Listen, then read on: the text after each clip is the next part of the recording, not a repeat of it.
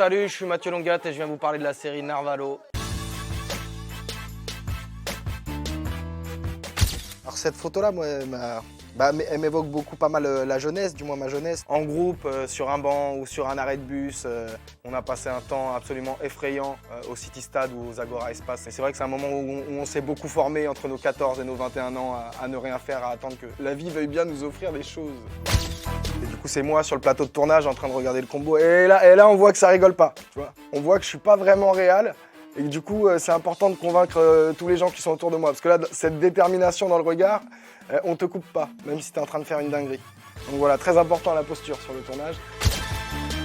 Sur cette photo-là, je suis en train de jouer. Après, je tenais pas particulièrement à jouer, mais il y a pas mal d'anecdotes qui sont liées à moi dans la série. Et il y a quand même pas mal de gens que je connais qui sont illustrés et j'aime jouer. Mais j'apparais quand même dans un ou deux épisodes parce que ça me faisait plaisir d'y être et de donner la réplique à des comédiens que j'admire ou qui sont aussi des potes dans la vie.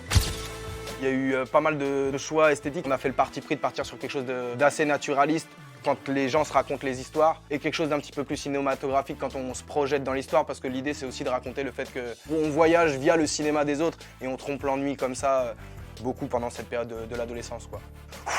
Oh frérot, t'es chaud! Pour le casting, on a fait en sorte de mixer des acteurs plus confirmés, des acteurs moins connus. J'ai pas mal navigué dans le cinéma indépendant, donc j'ai eu la chance de rencontrer des comédiens que je trouve extraordinaires et qui sont pas du tout assez mis en avant. Et après, il y a aussi des comédiens confirmés pour qui j'ai beaucoup de respect. Et du coup, je trouvais ça cool de mixer tout ça. L'alchimie, elle s'est faite, c'était très agréable, c'était cool. C'est entre les prises, ça, parce qu'il y avait un petit peu d'ambiance. Parce qu'on a bien rigolé quand même en le faisant. Parce qu'on en a des bonnes et qu'il y avait une bonne équipe, on a bien rigolé. J'ai tendance à penser, moi, que le résultat artistique, il est déjà dans le moment qu'on est en train de vivre. D'une, c'est la seule chose garantie. Au final, voilà, la série, elle sera ce qu'elle sera, mais le seul moment qu'on a de garantie, c'est le moment qu'on est en train de passer ensemble, c'est le moment de création. Et je crois vraiment que si tu es en train de t'amuser quand tu crées, ça se ressent à l'écran, en fait. Donc voilà, donc on a bien rigolé.